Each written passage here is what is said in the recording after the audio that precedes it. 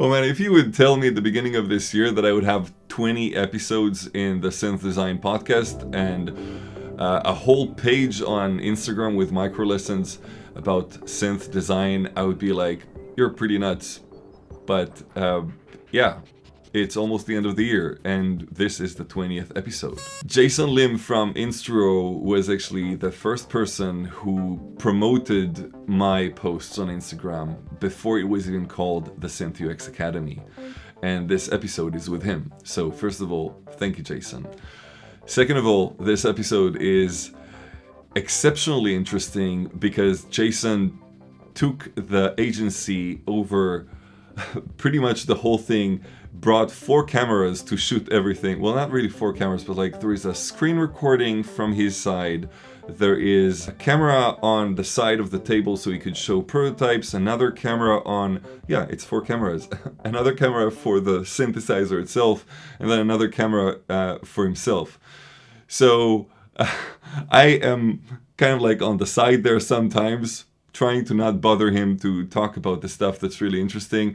And it's really, really interesting because he really dives deep into the whole process and shares a lot of things that I think many of you would really, really find interesting. From the beginning of how he started from a spare bedroom in Glasgow to the point today that they are 22 people and working sort of like in a music label rather than like a synth company or like a synth manufacturer. It's a really interesting conversation. I feel like I'm really not giving it the right justice. Anyway, without further ado, this is the Synth Design Podcast. I'm Roy, and this is Jason Lim from Instruo.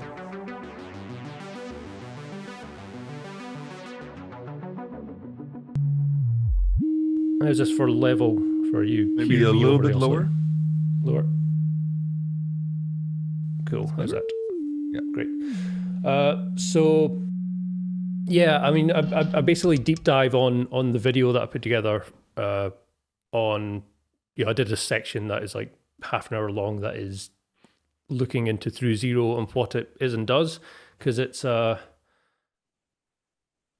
confusing one. It's taken me a long time to wrap my head around what is actually happening. I don't think I fully really grasped and understood it until looking at the schematics and starting to try and build one to figure out what's going on. And I think there's a lot of people that don't realize the context of where you would use Through Zero FM. So it's probably closer to like the John Chowning method of phase locked FM, like the DX7 type engine, where it's phase alignment and perfect index ratios of modulator and carrier, and it gives you spectrally tonal voices. Mm-hmm. So in that operation, it doesn't, you don't have the classic sort of FM wobble where you would have a steady tone, and then if I'm adding in modulation at LFO rate, here we go. So that's just the LFO coming from this Nyani modulating this one, and it's deviating around a foundation pitch. Mm-hmm. If I lock this there we go. So you can see it on the scope, like it's expanding and contracting. And if I reduce the depth, then that's sitting around a defined pitch. And I can increase the depth, and it's just making it more aggressive, or change the rate at which it's doing that. And when you're doing that in like a sort of what I refer to as traditional FM, I mean, I don't know what is traditional FM in the grand sense of things, but the term traditional on the Nyani, I guess I was going more for, if you have it in this mode, it's going to behave like the Tona or like the single voice of the CSL. It's a more just bog standard analog oscillator, versus going into Through Zero mode where it will essentially become a wave folder. So if I stick in traditional, then it's quite easy to grasp what's happening with just a bit of vibrato all over a steady tone.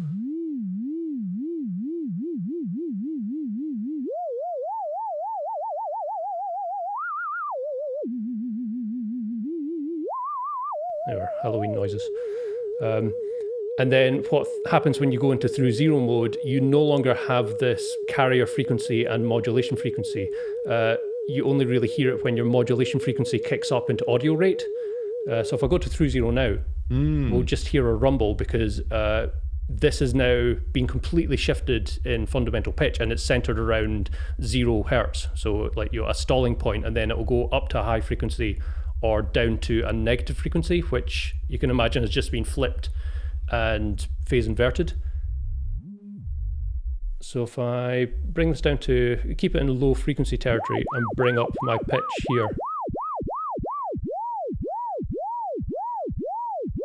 So you can see here it's flitting between white and yellow.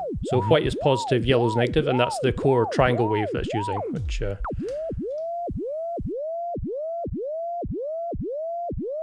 keep the movement a bit more linear. It's often a bit softer with the sine wave because there's more of an arc. And then when I bring up the frequency of this, we stop hearing that flutter of it going up to high pitch, down to 0, and then through to the negative pitch.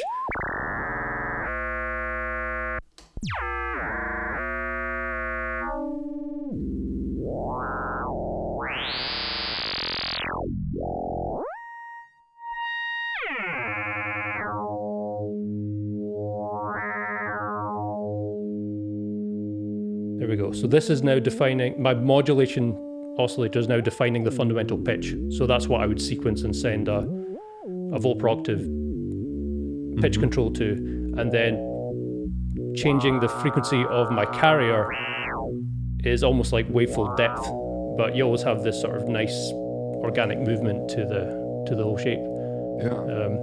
Yeah, it's a deep topic, and timbrally, if you were to run a signal from like a DX7 or even any sort of cascaded phase locked operator pair that's modeled on the same like John Chowning method, then on a oscilloscope it's very similar to this. Like you have this sort of like folds coming in and out, so it looks and sounds very similar to wavefolding, but they've each got their own sort of unique character traits to them. So wavefolding, through zero FM, phase locked digital FM, like they all kind of amount to a very similar timbre. Which when I sort of realised that, it was that was the penny dropping moment. I was like, okay, that's how to sort of describe it in a musical context. It's three completely independent and different ways of signal processing, of synthesis, but timbrally you can get very similar ballparks, which I thought was fascinating. Yeah. Cool. Turn that down. Yeah, thanks. So that is really interesting because it seems like you are doing research into oscillation in general. Like you have, I think, more than any other companies that I know, or maybe like on the high range of like the amount of oscillators. It's getting ridiculous. I've got 3 more oscillators planned, at least at the moment. Yeah. One of which, like the prototype, is now fully functional, so it'll probably be next for the chopping block. But it's going to be cool. It's kind of somewhere in between the Psyc and I don't know. It's going into new territory. It's stereo. I'll give that much away. But it's going to be fun. So can you maybe talk a little bit about the way that you pick projects to work on and why so many of them are oscillators? So the first module that I did as Instruo was the Troika. So I don't know if you've seen, like the original video I did was like a time-lapse build of me laying out doing the schematic, laying out the circuit board and building the prototype of the Troika. And that was kind of before I had the name Instruo, and that was kind of the starting point. I was like, okay, I'll use this as came up with that as a branding, or it was somewhere in between being an artist name. So I played a few shows going by Instruo as the artist name, and just stuck it on the faceplate as the main branding, and it just sort of snowballed from there. Eventually went to production. So It all stemmed from me just needing more analog oscillators in my system, being as simple as that. And I thought, okay, I'll lay something out, because I'd prototyped a few builds like based on the some of the Electronotes oscillator examples. So that was kind of the starting point. I don't think I actually breadboarded any. I think at that stage I'd sort of got to the point where I was sick of working on breadboards, because there's so many just issues with stray capacitance or whatever that can affect things, especially if it's an analog oscillator core. Like it will just not behave one day to the other. So I jumped straight in with a small board layout, which I tried to find for this to show on camera, but it's this was many years ago. This was pre-Instruo, so I got the thing working, and it had a lot of wires hanging off, so it was really heavily circuit bent, but it was proof of concept. So I got it working, got the wave shaping working from sawtooth to triangle, triangle to sine, and yeah, the Troika. I've got the actual original one here, which is the big chunky brass paneled one. Mm-hmm. So this is the actual original one from the video. And I mean, there's a lot of extra circuit bending on the thing that I showed. I kept off camera at the point because the video was already getting long enough with the various stages of it. But I kind of designed it around the toggle switches. I found these somewhere. I can't remember what source it was, but I bought a batch of them. I thought that would be cool to have on some big clunky, steampunk looking design.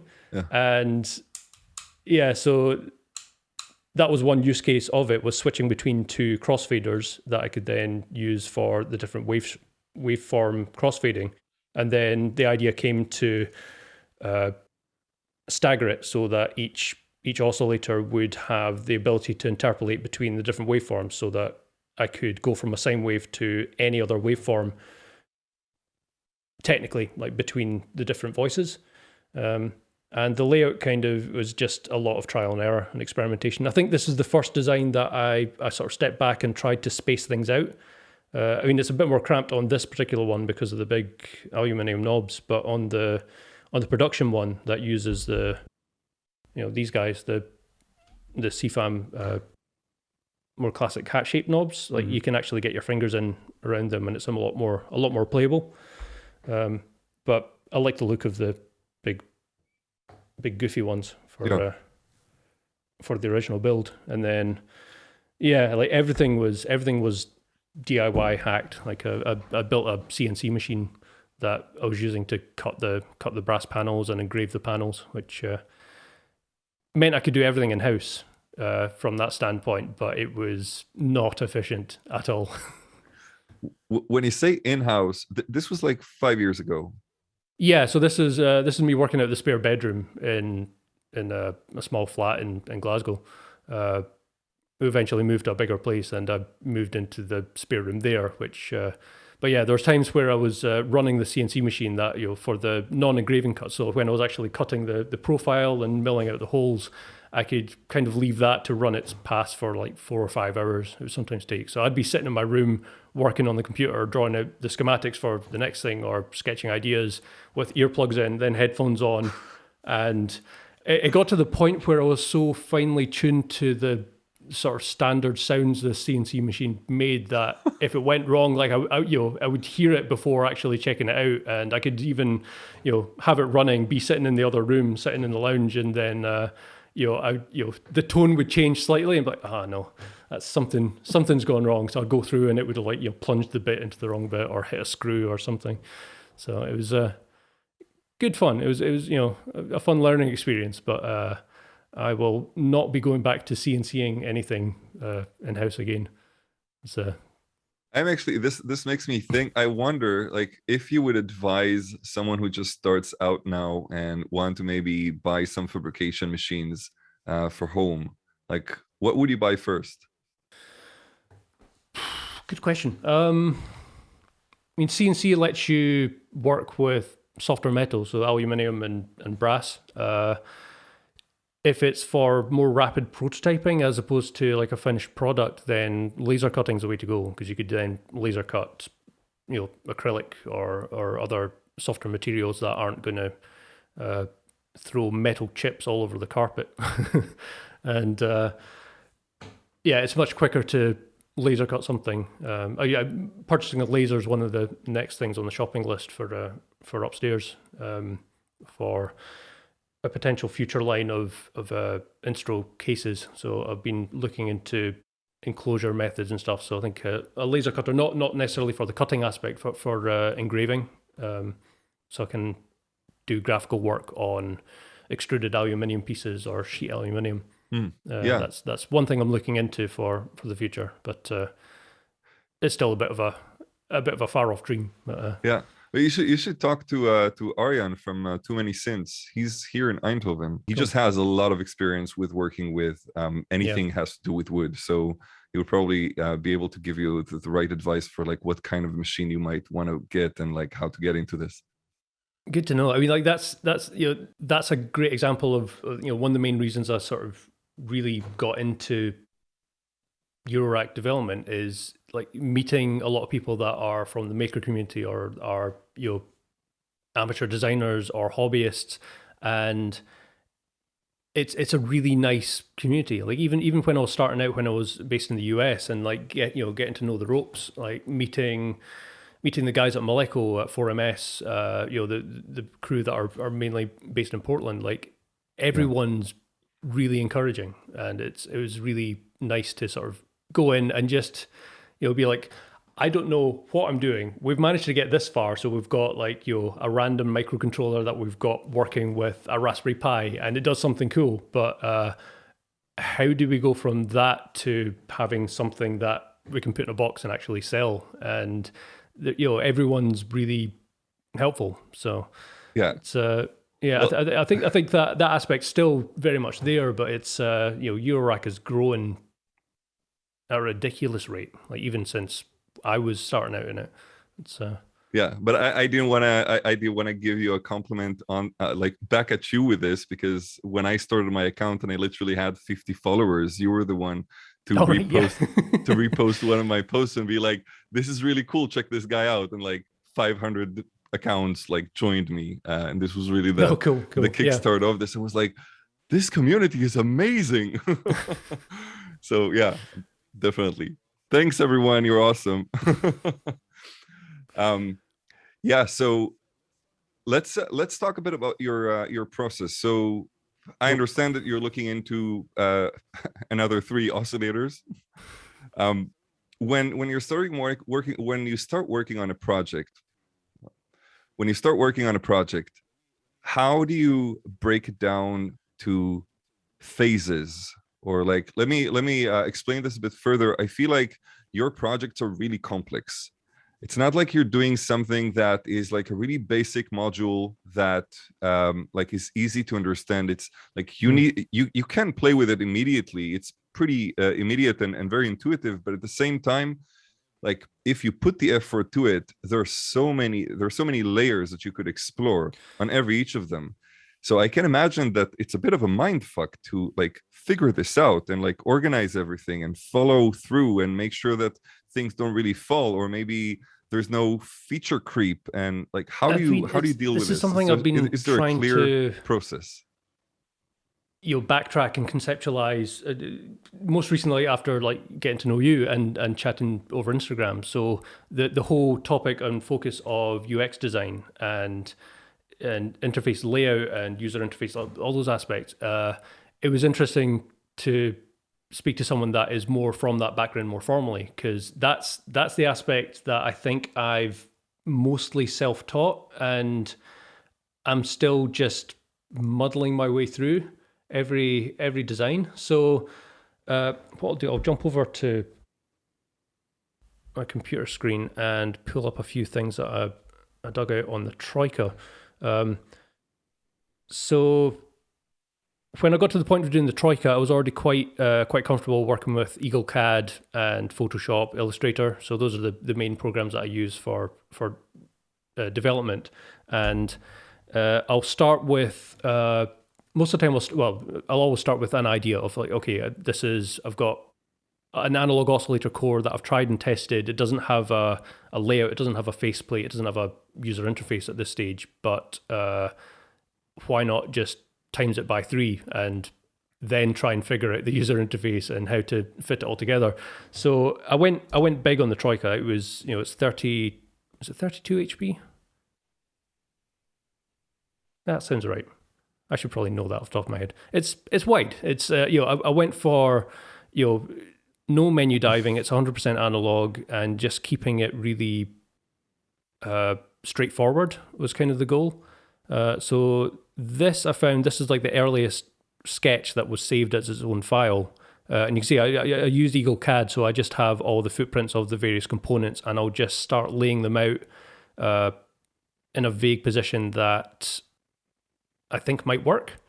So this is where, like graphically, the sort of aspect that I think I've sort of leaned into a lot is this sort of loop around certain control aspects. So coarse and fine are always in this paired loop of a big knob and a little knob, and that's carried over onto quite a lot of modules. The 1047 here, that's got coarse and fine over the cutoff frequency. There's that same layout on a few modules, like the Arbor's got the big knob and the little knob. It's the same spacing, but they're not coarse and fine, so they've kind of got their own little tweak on it. And yeah, this was literally just sort of throwing things down. And from the Troika, that's kind of stemmed on this a vague, a very vague rule set of, okay, things at this distance, if it's knobs, that gives enough room to get fingers in and actually play it.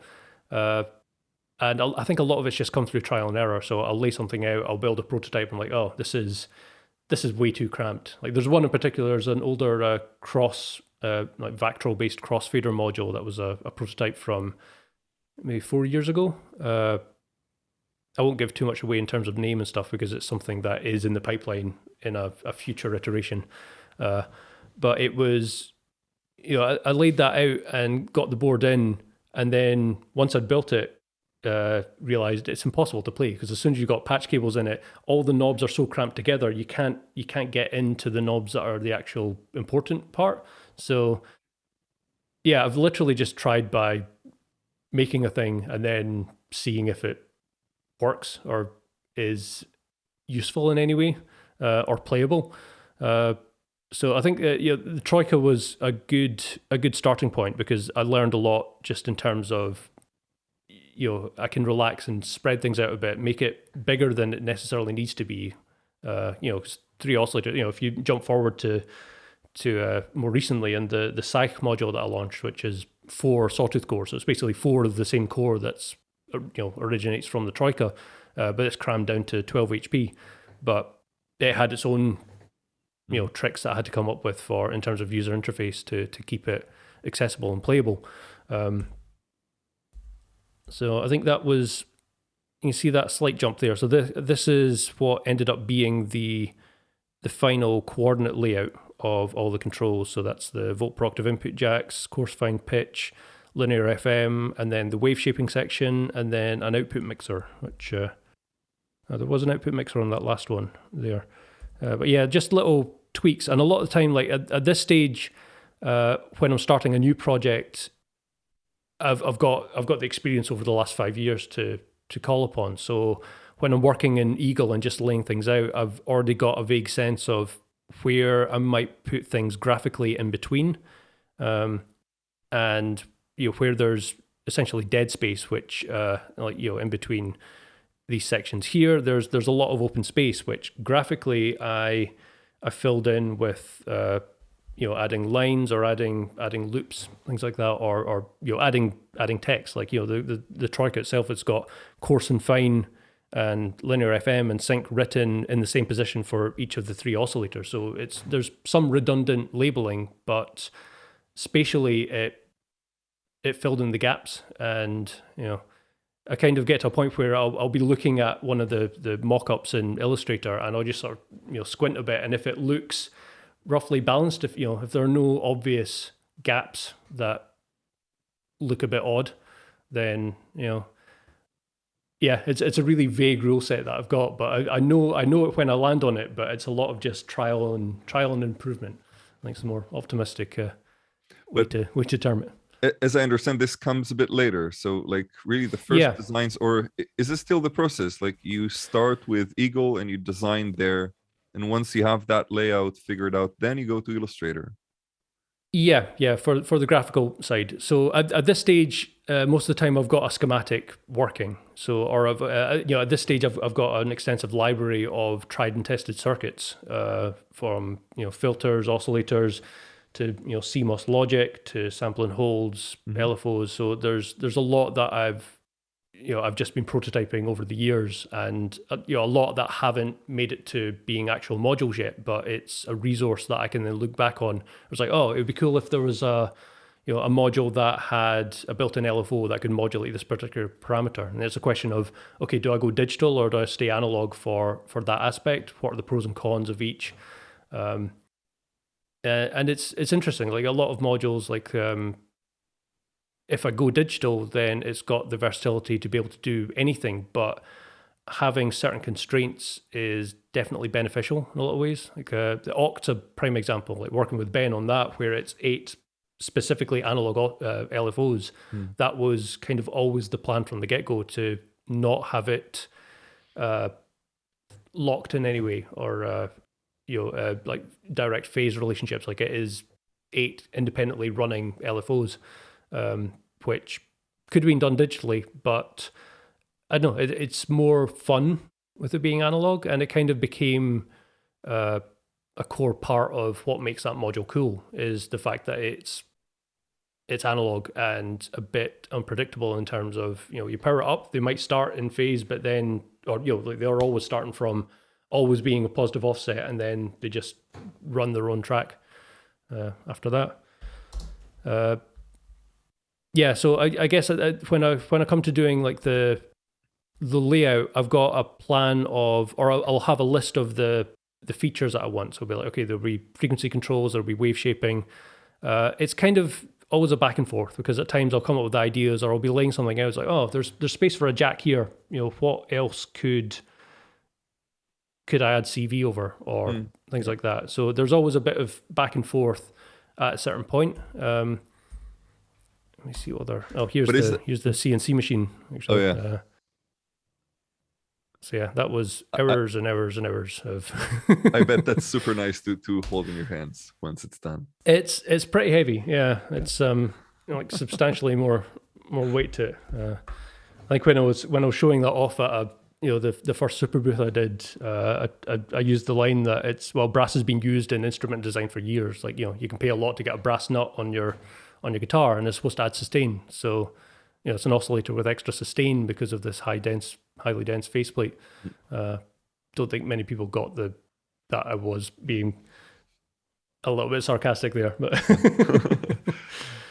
So let's get back to the process. I want to understand. Yep. So you said that you started with Eagle, but you first of all have a list of features that you want to figure out.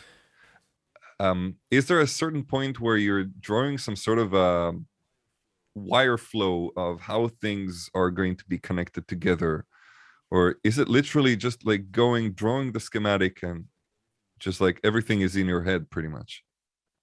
Most of it's in my head. I think like there's certain times where I'll sketch stuff out, but it's always like completely temporary, just a back of an envelope.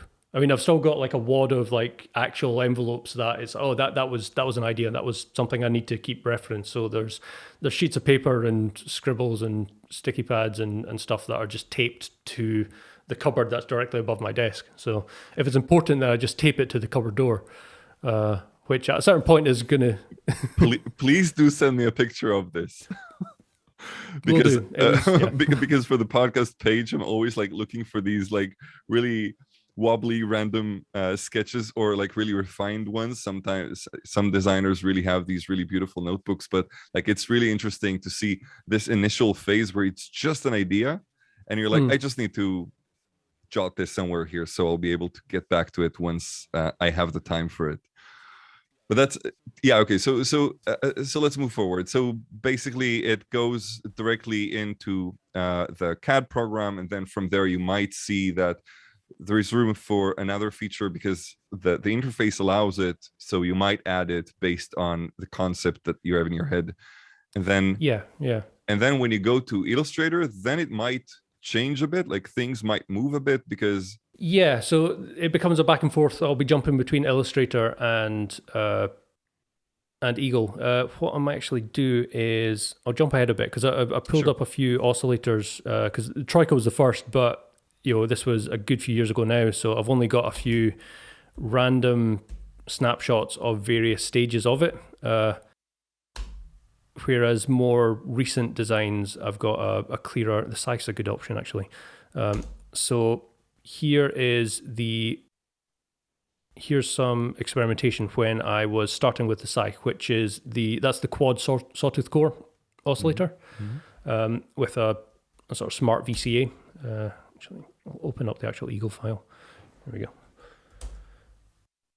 So this is my initial sketch pad where I'll know what the target is in HP for size. So I'll draw that out first, and then a lot of the times I'll be pulling over little shapes. So like this layout of big knob and little knob, that's copied over from whatever the previous oscillator or module I did that had that, or I'll go back to the CSL or something and just copy that over so I've got the exact dimensions, and then I could be moving that around to test layouts or rotate it or mirror it,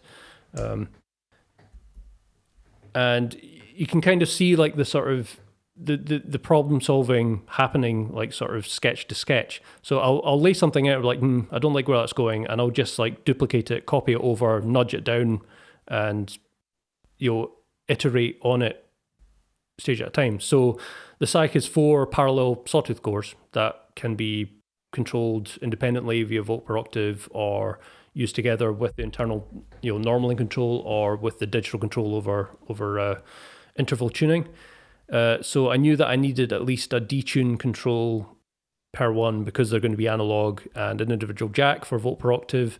So working on things that are like a quad something, so a quad VC or a quad envelope generator, I find these to be particularly hard in terms of coming up with a layout that works. I mean, it's very easy to just lay out in a grid, but it's, I don't work in grids so much. So it's starting out with it very strict. Okay, so that's the 4 voices in parallel, and then I'll have like a global control. So the CSL's got the coarse and fine down at the bottom, same as the Troika. So I'll try that there at the bottom as the sort of hands-on control section for the sort of highest priority parameter, and then I'll just see where things can fit after that. So that was going with the classic 4 individual outputs and everything sort of rigidly duplicated. This one I went flipped it 90 degrees and went, okay, I'll try the outputs at the top, try the pots underneath and a few other things. And I guess as I'm going, I've got I use this as a skeletal mask of position, and then if it's something I like, I'll sometimes take that over to Illustrator, draw out the coordinates, and actually put in renders of the knobs and stuff just to see if I feel like it works at that stage or not.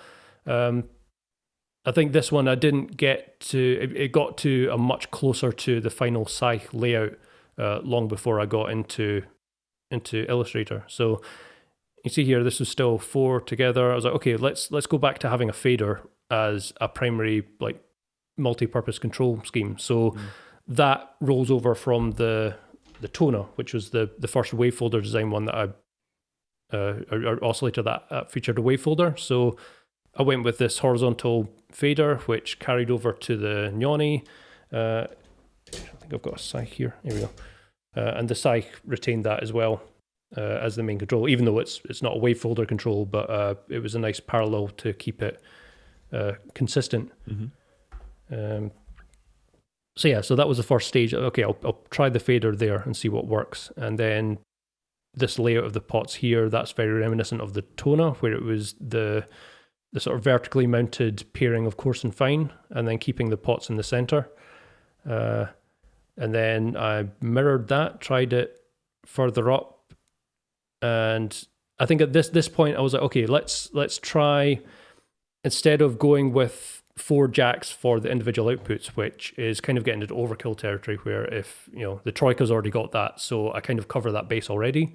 And the goal of this was to keep it more quick access to 4 parallel voices that you could then tune to perfect interval offsets or tune to chords with using the harmony as a harmonic controller.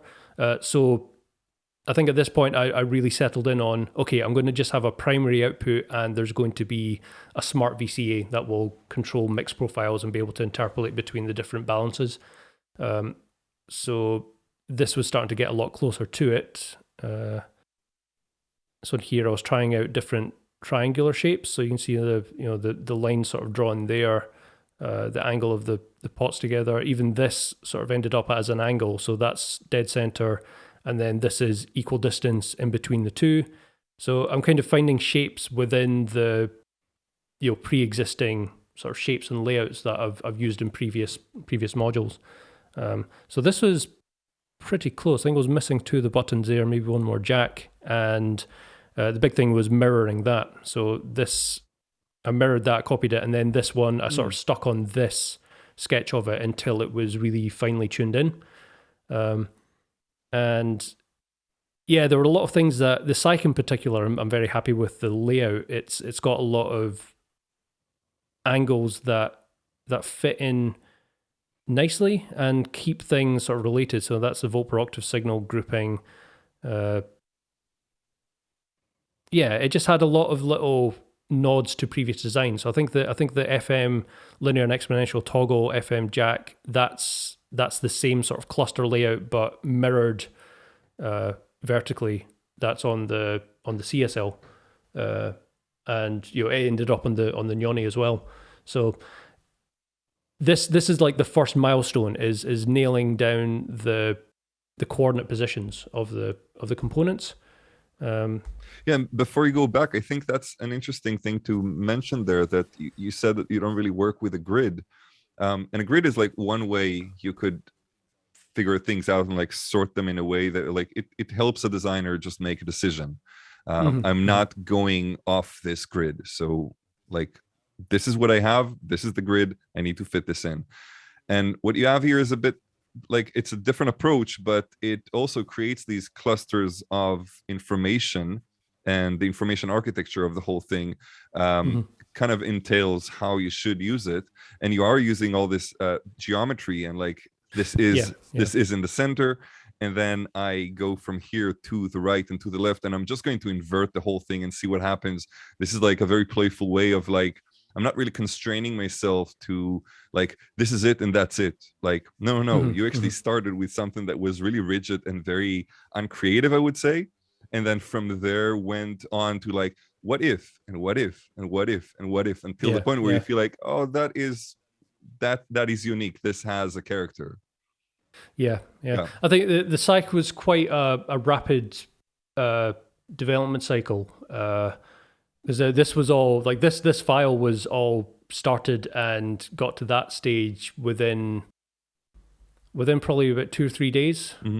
So this one, like a lot of the time, it's I think this one was a trip a few summers ago when I was down in the Scottish borders with my dad, my sister, and so lots of dog walking, and the weather was terrible. So that was a good excuse for me to just sit on a couch and just tap away in the laptop and just sketch this out. Because I think leading up to that holiday, that break, I had the idea for the Psy was starting to come together. Like, it was a sketch note of like, okay, quad sawtooth core that is kind of optimized for use with the harmony. That was the main design goal.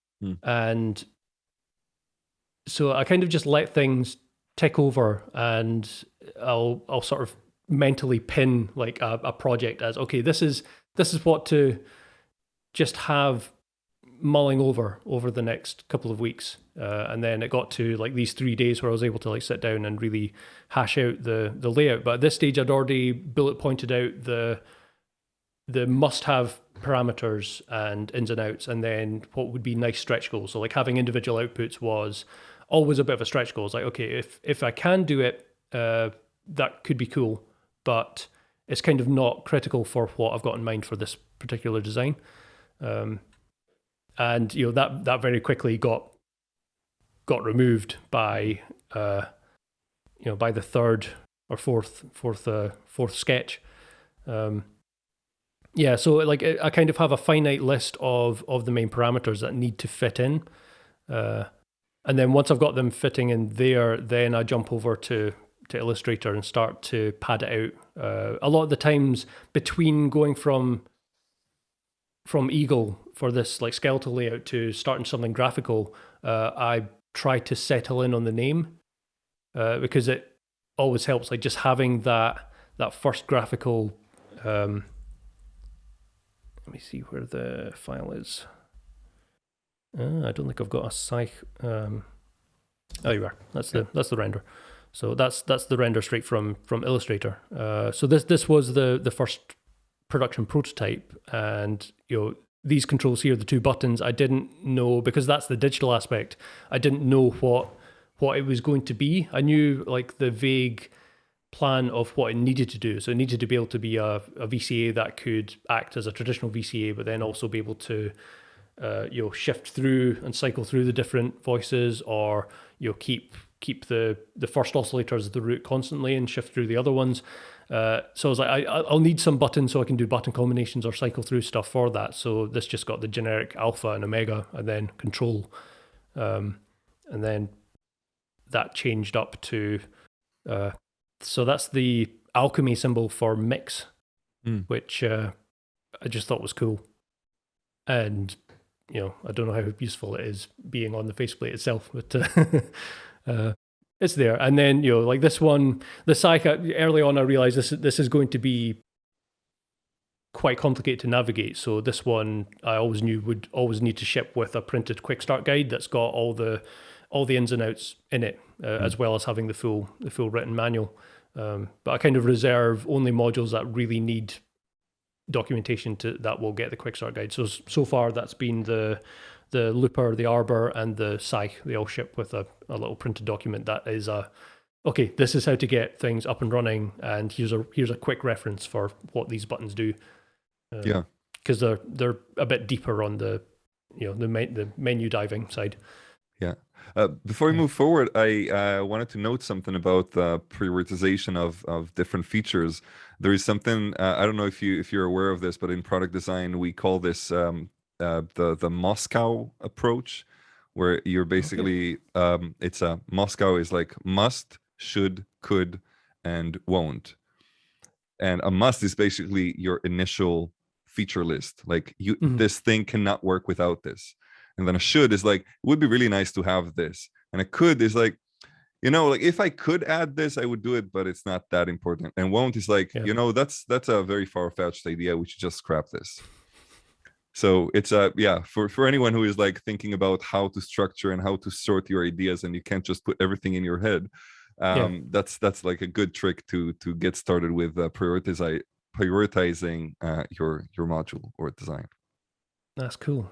Yeah. I guess like these are all techniques that I'm doing, but I'll have my own abstract names for it and terms for it, or order of events. But it's interesting. I definitely noticed it more. It was quite fun, like digging through old files in prep for this to actually see. Oh yeah, so I can actually see the layout sketches from this module. There's some fun ones of the CSL. Or maybe like we'll finish this round. Go ahead. Do your thing. Jump back to that. So Psyc had a few more details on that. Nyani, like to bring it back to what we looked at initially, it's got much the same. Here we are. So the Nyani, I actually just started with the production Psyc as my reference, because like, okay, it's going to be 12 HP. I know that much. It's going to have the fader there because that's going to be the wave folder control tied over from the toner.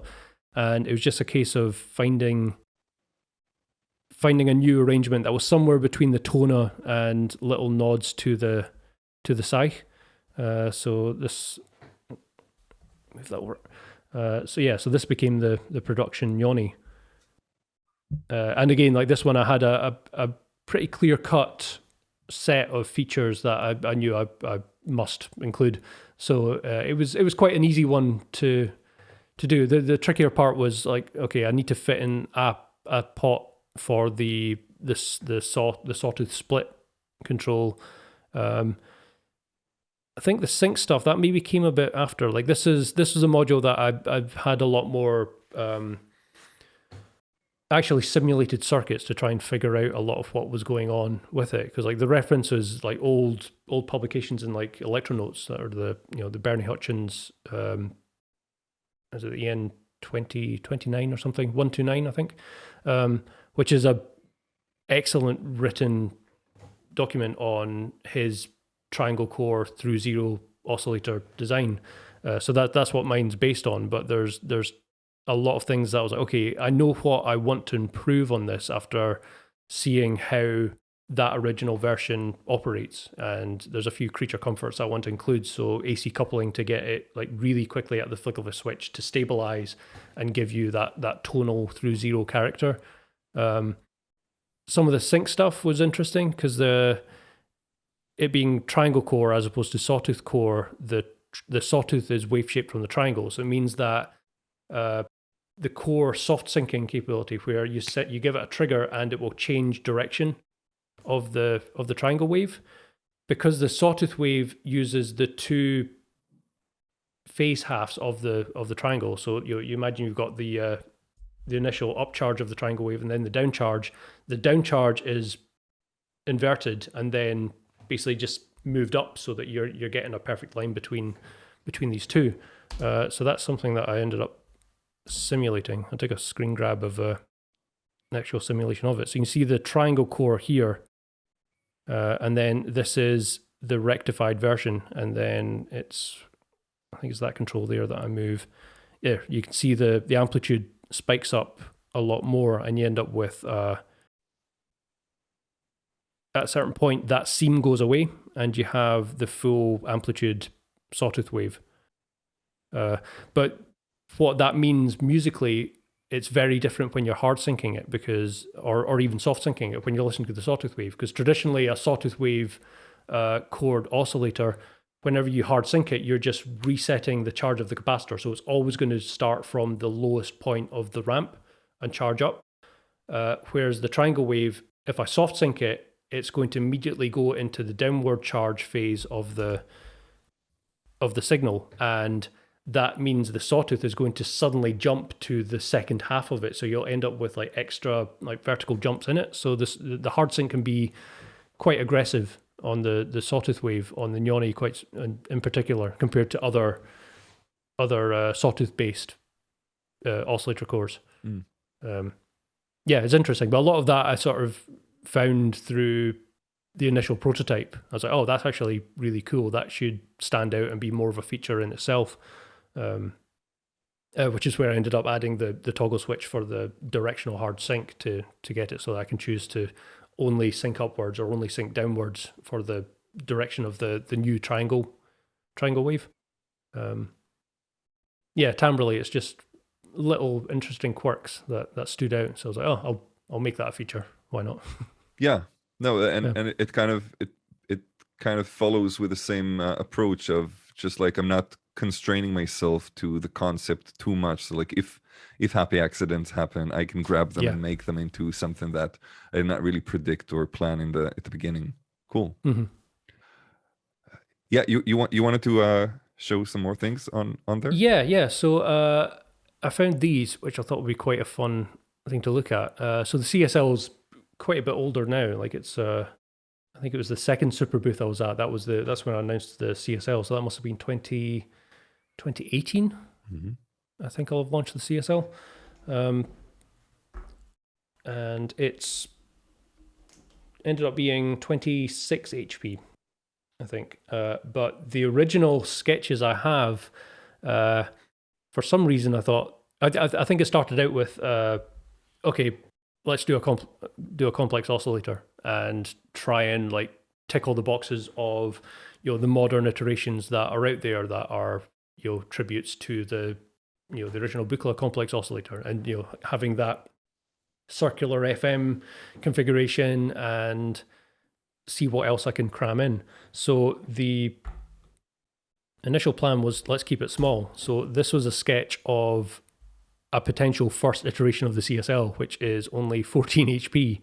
And you can see so this was like the older sketching sort of style that I had in Illustrator. So it's that sort of orange on black on white type look, whereas eventually I changed over to a color scheme that has, even since this one, like it changed to having the renders of the brass nuts that I use for actual hardware, but they didn't come until just before the CSL went into production. I think the very first batch of CSLs, like maybe the first 50, shipped out with the hex nuts as opposed to the brass nuts, because I was still dialing in that supply chain. But yeah, so this was like the initial sketching approach I had. So this one, there will have been an Eagle file with the actual coordinate layouts of the pots and jacks to make sure they would physically fit. And then this was it translated over to Illustrator, so I could add in the branding, add in lines and graphics. So I went through and tried to track back the order of when I made little tweaks and changes. So from the get-go, it seems I always had 2 oscillators.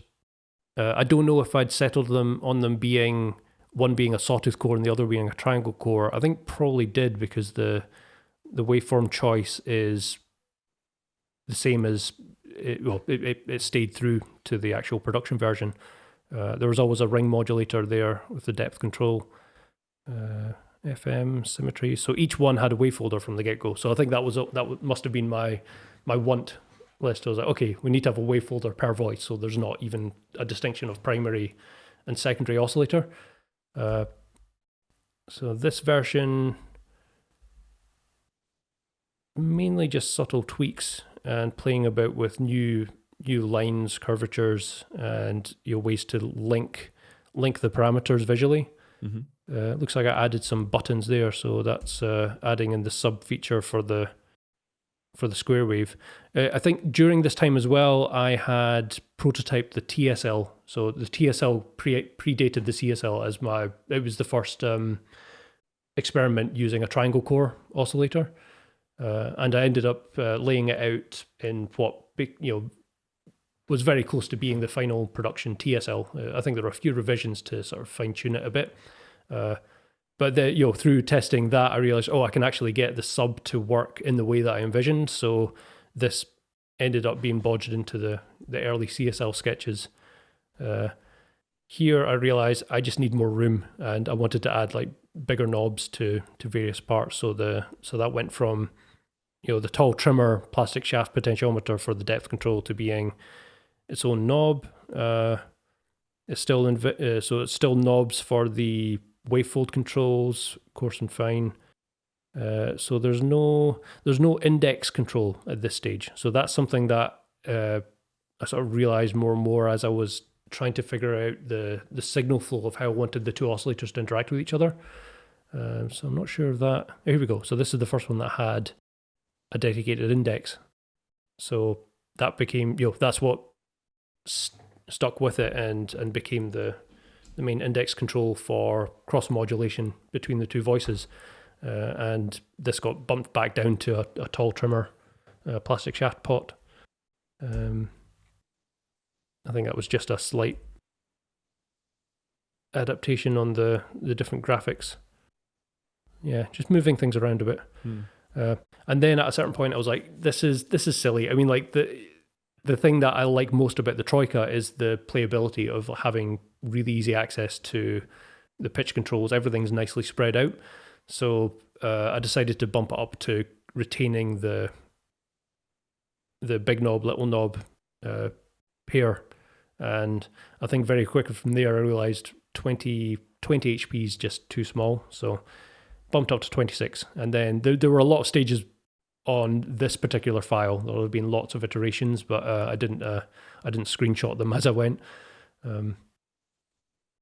Yeah, I mean, it ended up being pretty dense, but I think even when you got things patched, like the knobs are spaced out enough that you can get in and tweak things individually without being too clustered. I mean, the attenuverters there are a bit more fiddly to get in, but they're much more set and forget parameters. So you would set your inversion and scaling at those points, and then the index would be controlling the primary routing to those destinations. So yeah, it was a lot of just trial and error and conceptualizing where I thought things would fit. But from there were very little changes to the actual layout, if any. I think once I'd settled on that render, it's just the guts of it that changed. I think at one point these would both switch to being either just a direct like parallel branch of the FM signal. So there are things that I found where like attenuverters are really tricky to get that 0 point, because like, it's an analog potentiometer, so you can get it to the middle, but you really need to fine tune it to get it like completely silent.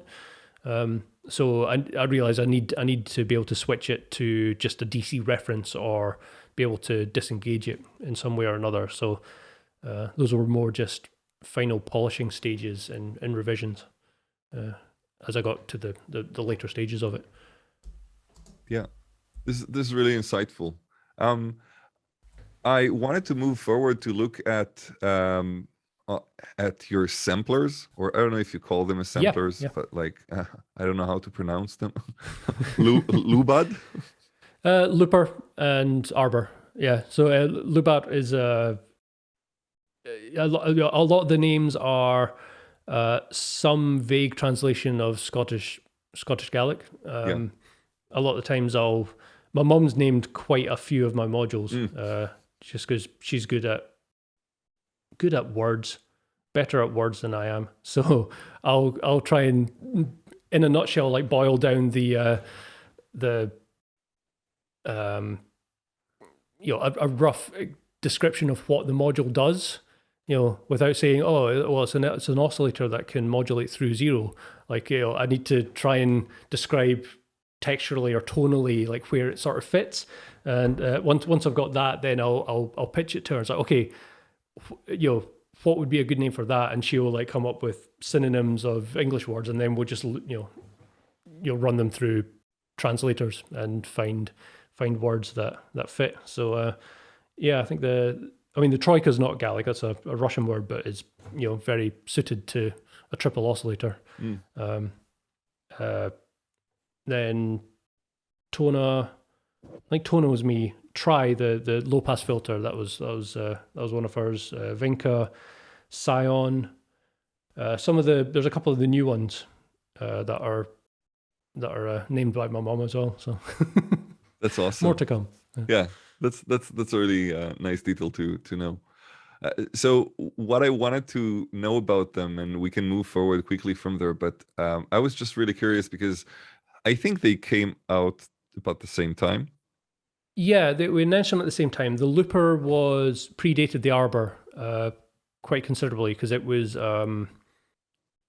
maybe by a year or so. Like we had a start on the ideas for the Looper. So both Looper and Arbor are collaborative designs.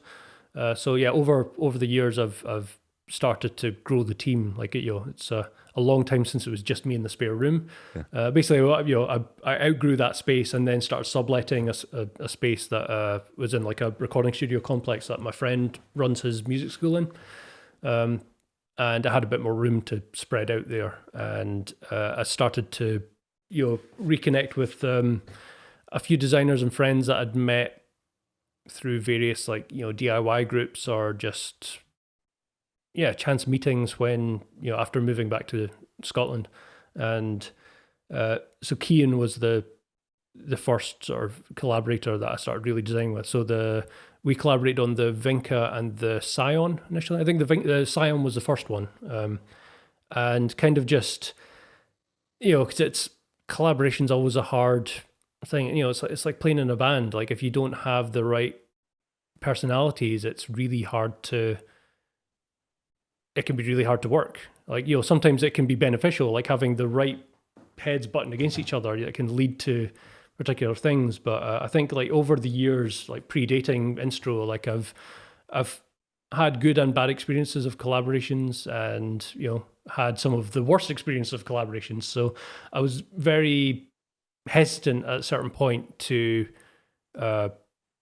open myself up to working collaboratively again. But I've really got lucky with meeting a lot of really like-minded creative people. So I mean, the Instruo team in-house, I've got a few people that work remotely. So Colin's based over in Boston now, and there's quite a few of the guys that are in Glasgow that are working remotely still, like just since COVID. So they still work at home, and we just keep in touch over the phone, or they'll like drop in for a coffee now and then. But there's now, I think the total headcount is 22 of us, including people that are running assembly, graphic design for like the user manuals, documentation, stuff like that, and co-designers, and a few like regularly I'll take in interns. So Sebastian, who's the co-creator of the Arbor, he's faculty at the Glasgow University in the Sonic Arts department. So I've kind of got a good in for getting like-minded students that are interested in doing things. So Murdo and Finn, who are two of the more recent team members, like they did their placement with Instruo as part of their masters. I wrote quite a bit about that, because that's what led to the whole VCV rack port, which was the project that we shifted to as we realized, you can't come in because we're in a pandemic. So we needed to come up with something that they could work remotely on. But that's them in-house full time now. And there's essentially a Instruo software team that's working upstairs now for a lot of like the newer, like more digital based things or platforms. And Arbor and Looper, like they've kind of been the primary modules that have instigated that side of the collaboration and development, where I still do the vast majority of the hardware layouts. Like there'll be certain collaborations where I'll take over at a certain point and just make just check circuit layout work, or just like rework things to see if it can be made more efficient for assembly, or if there's anything that just stands out to me that could be optimized.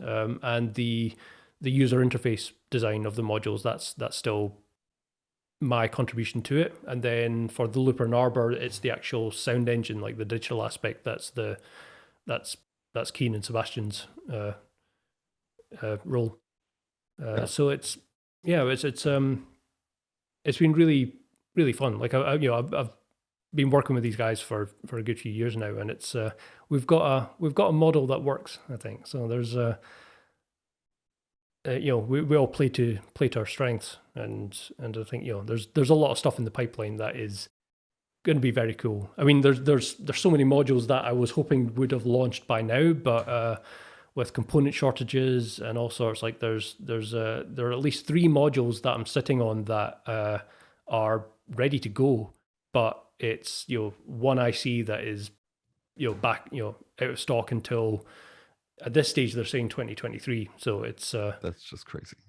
Yeah, which it sucks. Like some of these modules are going to they'll really add a lot to the collection. Like there's little gaps here and there that as we've got like a bigger range of modules, that I'm like, we need something that fills this role or can bridge these gaps. And there's a lot that do that, but I can't share them yet, because as soon as I share it, then I'm like, coming like next year sometime, maybe once the factories are back open. So but I know the feeling. Like collaborations is a really challenging thing, so I'm really happy that you tapped into this and explained, because I bet that a lot of people that are listening are kind of like, I'm kind of like a lone wolf. I just work with myself. And sometimes when you're creative and you just come up with your own ideas, it's really hard to let go. And I think that anyone is kind of like, as creatives, we always suffer from this, and we should never stop just trying to find another partner to work with, because once you do, then all of a sudden you're like, there is hope. and the projects that you can come up with are so much greater than what you can come up with on your own. And I see it in classes in general, like a student can work and get into the weeds of a project, and they forget to just talk to someone next to them and just ask and brainstorm. And then all of a sudden, like you could save weeks of work to someone if you're just like brainstorming, like, did you think about this?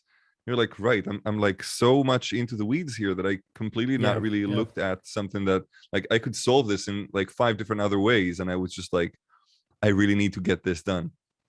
Yeah, a big hard part of it when it comes to that collaborative aspect is it's ownership, which that's something that that was kind of like the big collaboration that went bad. I basically learned from doing it the hard way that, okay, so if things go really bad and it's a question of, okay, there's money involved, that always complicates things, then, I think that's why for the longest time with Instruo, it was just me and I was just working solo, trying to find what I wanted to, do as the next step. Like Instruo, I never thought initially would be a modular company. I designed the Troika, and it got, I had a lot of friends that were over in Portland that run like Eurorack manufacturing, and they basically said, "Hey, well, that's cool. We can do something with this." So they basically financed the first production run for it, and I was able to step back and just focus on designing the harmony, the tri, the cease, the what else came before, a few others, and was able to be like financially stable based on the Troika for a good few months until I got the ball rolling, and then started figuring out what level of involvement I wanted to be in terms of the actual assembly or building, or do I want to just outsource all that and just work solo, which worked perfectly well. I mean, like there's a lot of, the more prominent brands are that model where it's one person and they maybe don't even do any of the soldering themselves, but they design it and it's it's done out of house. I like being hands-on, so all the prototypes I order just the boards raw, because I can finish a layout, print the Gerbers, and then send it away to a fab house and have the prototype within a week at times if I time the order right. Go with just green solder mask and keep it really cheap, and then. There's some of the newer stuff I've had an idea, spent a week just, crunching on the schematic layout, doing the hardware layout, ordering the board, and then within the span of 2 weeks, I've got a tested first revision prototype, and I know where that needs to go, and it's very quick to be able to work like that. It's helpful as part of the process, being able to switch off. So, okay, I'm done problem solving this software issue for a controller on, this hybrid module, and I can just spend a day just painting by numbers and just filling the resistors and ICs and capacitors on this board. And at the end of it, hopefully something works. So being able to like change gears and focus on different things like that is helpful. But so when it comes to like the collaboration side, early on, when I was starting to collaborate with Key and with Sebastian, with IMO, it was coming up with a model that would work fairly for us, because, the traditional corporate model is you are an employee of this corporation, and anything that you design or create on company time, the IP is owned by the company, and which totally makes sense in a lot of instances. Like, it's otherwise the paperwork alone is just insufferable. There's no way to keep track of it, so it's kind of just a blanket, this is how it is. So the way that I sort of try to run things, I've got at this stage like a huge library of resources of circuit references or past designs that can be drawn from. So if an idea comes like, okay, it'd be cool if we do something that does this, but it'd be cool if it had like a built-in modulator or a built-in tap tempo algorithm. Like there's a sketch or like some prototype that I've done at some stage that I can pull up. So okay, here's a starting point for that aspect, and we don't need to get bogged down in the the nitty gritty of like that one design element, because I've got something that can just be a placeholder, or it might be the part that's just needed for it. So for anyone that is a collaborator with me, we kind of run it as like a small microcosm of open source where, you know, designs are shared and contributed, and it's, you know, I think the overall turnover of, there's always going to be the next module, the next design. So I don't really feel too precious about the ownership of it. It's like, you know, the earlier modules like the Troika, the Tri, the Cease, they're all old analog circuits. Like they're all classic designs that come from, you know, they've been done a million times before. So if there's any, you know, and that's the thing, like a lot of the ideas that people want, like ideas for new modules, a lot of the times are just combinations of other modules. Like it's just a more complicated patch, like built into something that's maybe optimized. But it's very rare that an idea comes into the conversation that there isn't already a mod wiggler thread online, or someone said, oh, I want a module that does this. So I kind of got to a point where I was like, okay, well, I don't think I need to worry too much about protecting intellectual property. If someone bought a CSL, took it apart and re-engineered it, you know, my CSL is already a re-engineering of multiple iterations of complex oscillators that have come before. And, you know, I think the thing that's unique to the Instruo designs, I sort of at stage realized, okay, the Troika's selling. I didn't intend to launch another analog oscillator into the world as my starting product. Like, you know, I think I always had the Harmony in mind as something a bit more unique, because I had the sketch for that long before the Troika even. I had like, you know, early ideas of like the harmonic engine, like prototyped in Max MSP. So I think at a certain point I had that in mind as this will be like the unique product that I'll launch a company with.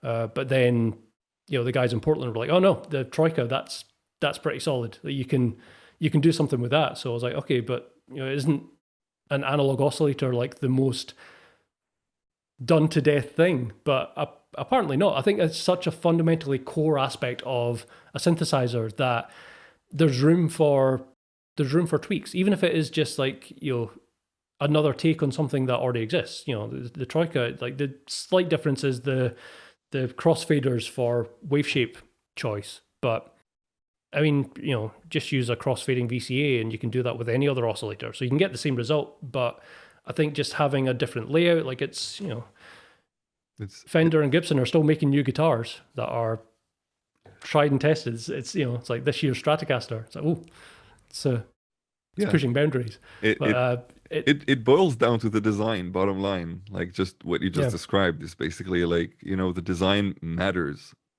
The design probably matters than anything else because everything was done already, but it's about combining these things together in an interesting way and a mindful way of a particular user that all of a sudden makes it like that's the exact oscillator that I'm looking for. So I guess that like kind of wraps up to like that what we discussed at the beginning about like the amount of oscillators you're into, and the three more that are coming up. It kind of like that makes a lot of sense. That's a really good answer for it. Cool. Yeah. I feel like I'm jumping around topics a lot, but yeah, like coming back to the collaboration aspect, like that's something that is just the way that I prefer to work in terms of if we design something, I'm kind of taking the role as Instruo of like, you know, the record label. So we're coming up with something collaboratively. I'm acting as producer. You know, my design contribution is like the user interface and, you know, aesthetics and the physical layout and then the hardware design. But conceptually, the idea might not stem from me originally. You know, like the looper was Kian's idea and something that he started prototyping digitally. And it was me that sort of came up, okay, well, for the layout, what if we try mimicking, you know, because we want this to be like an emulation of a more like analog recording method. So, so like I started brainstorming ideas for a layout that would, you know, eventually became the two rings, the two backlit LED rings. And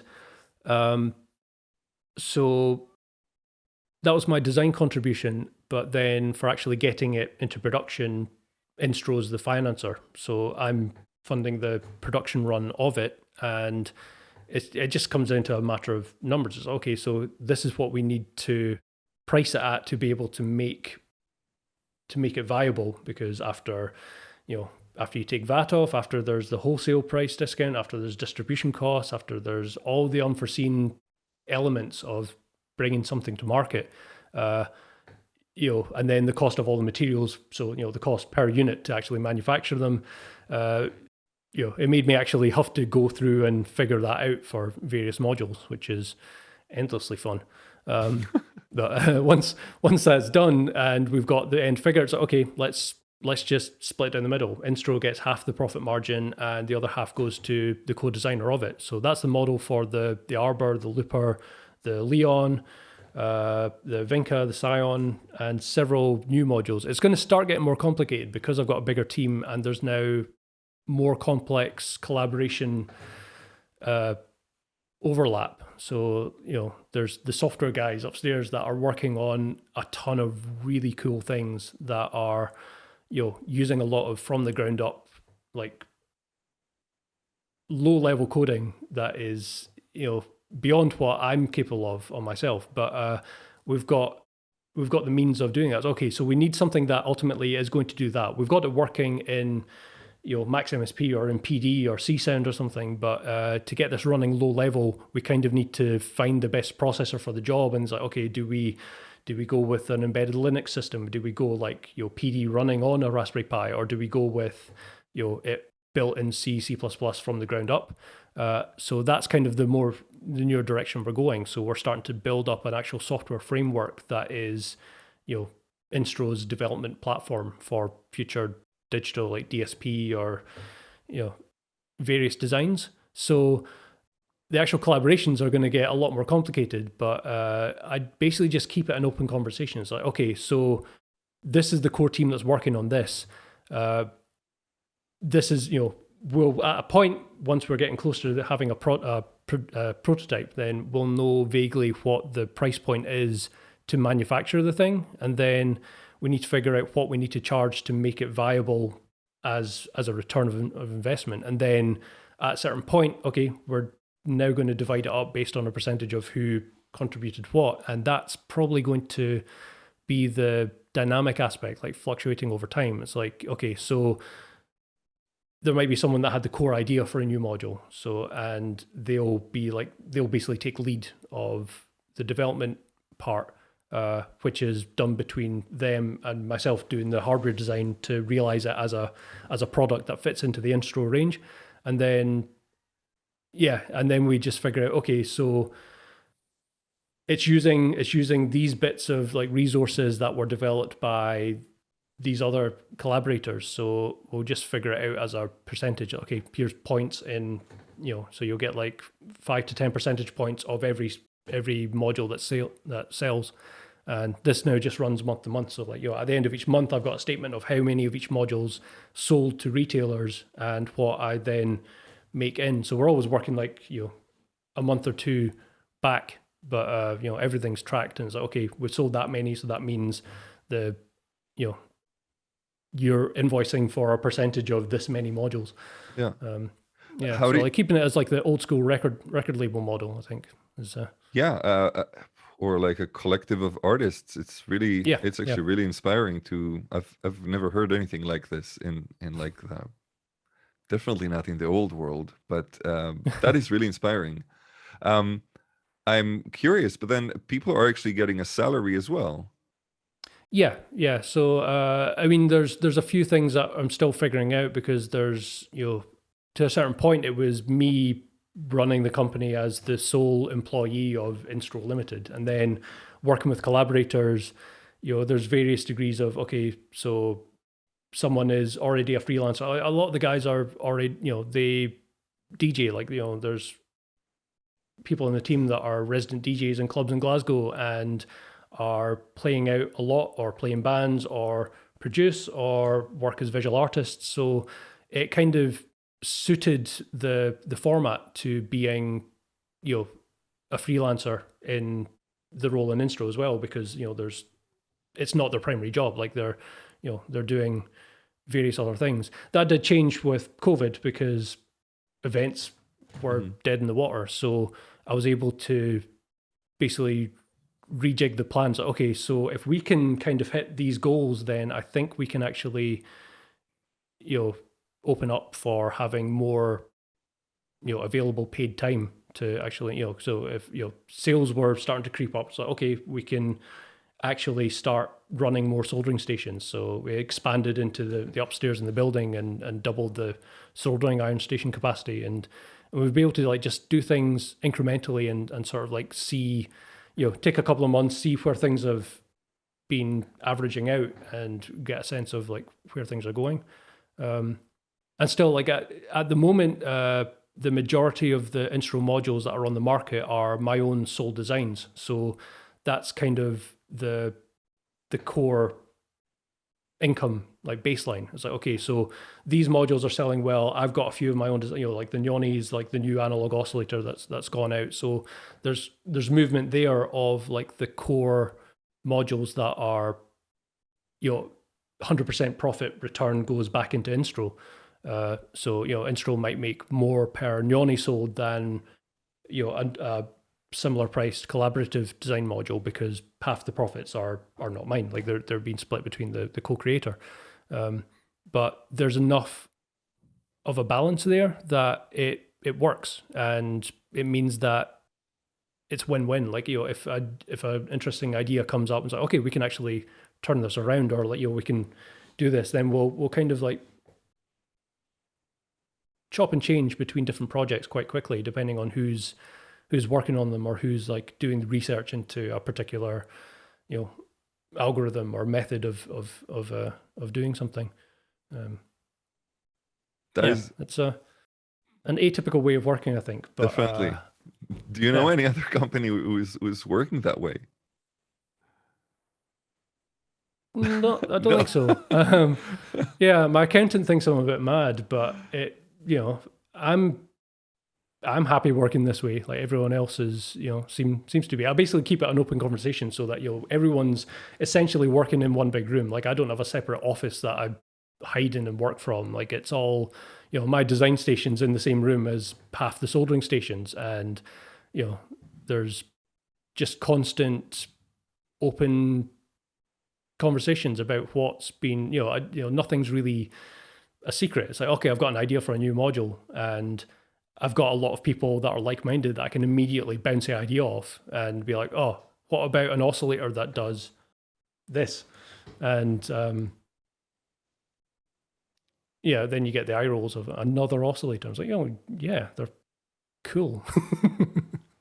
So yeah, it's fun. Like I've basically had an idea of what sort of creative environment I want to nourish and sort of like run, and it seems to be working. So I think that is. I'm really happy that you shared this. I'm really happy that you shared this, because I think that a lot of people are struggling with this kind of challenge.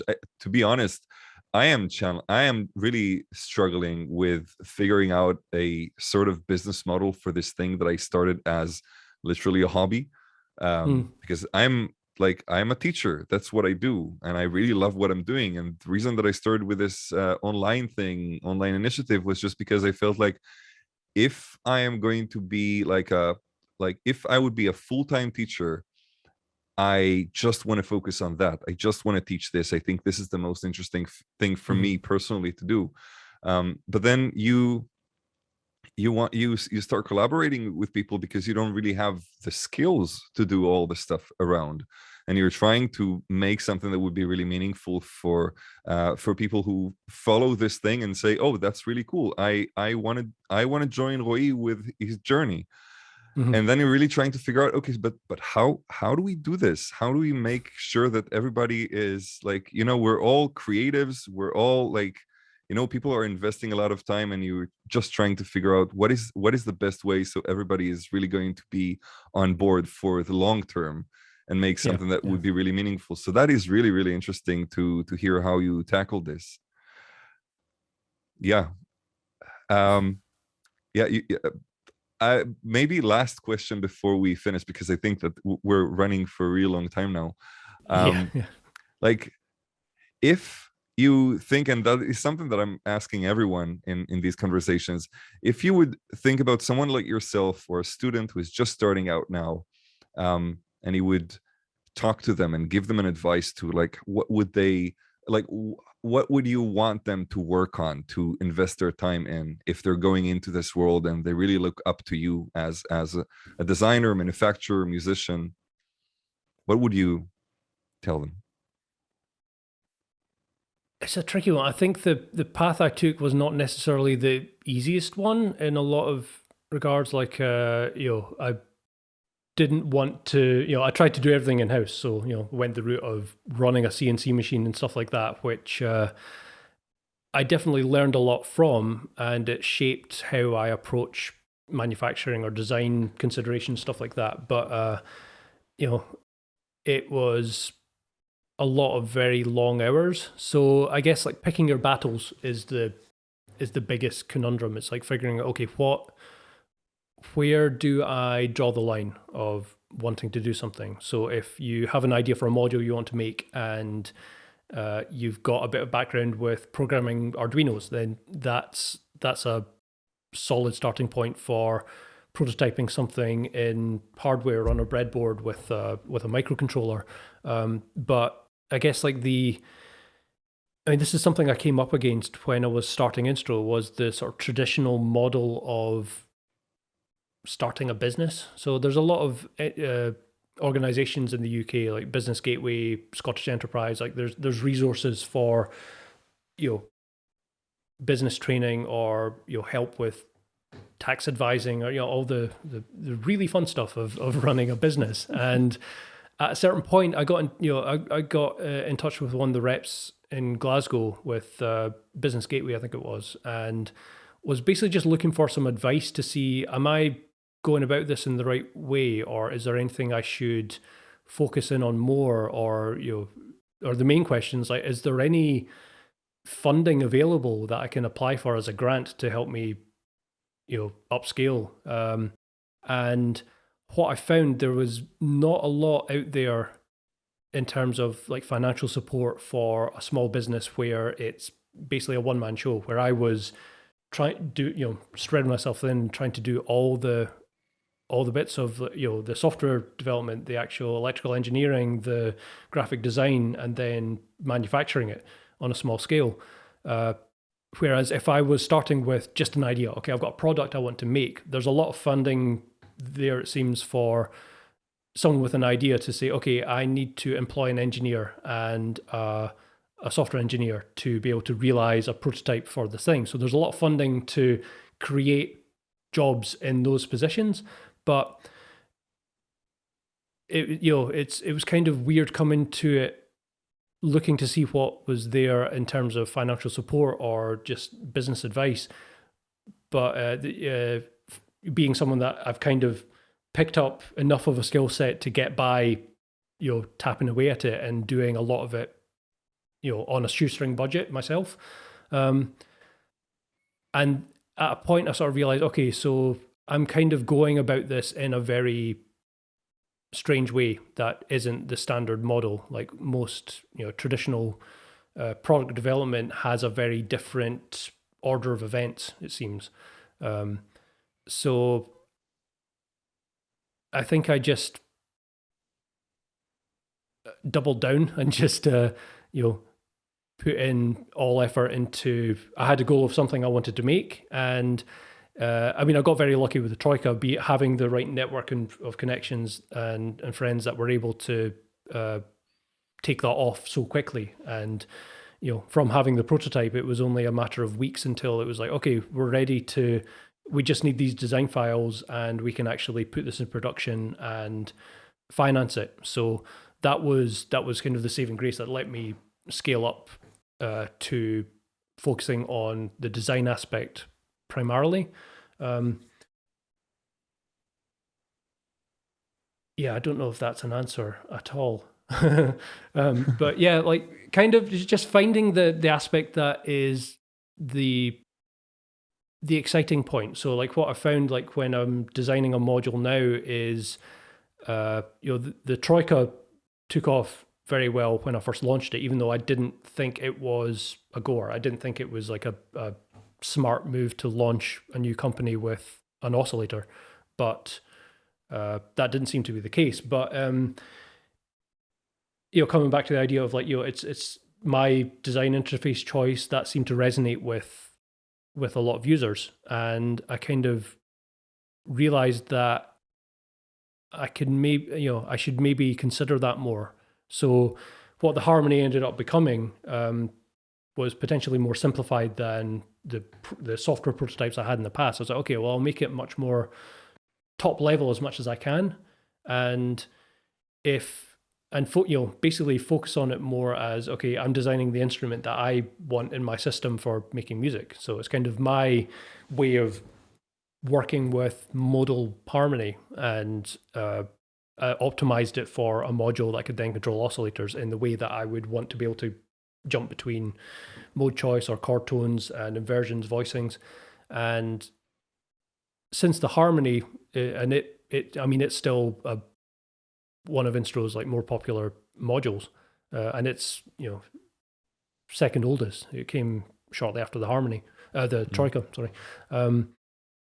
But that was an eye opener. Was like sort of getting to a point where it's like, okay, I think I should trust my judgment a bit more and not go for maximizing feature set. Like it's anything that's got a microcontroller and it's got a digital aspect, then it's capable of doing a huge amount of complex stuff, but it doesn't necessarily need to. Like I should focus on the thing that I want it to do in a musical context the most. So yeah, I think like trying to boil it down to what the priority is to focus on, but ensuring that also falls in the Venn diagram of something that you're excited about digging into.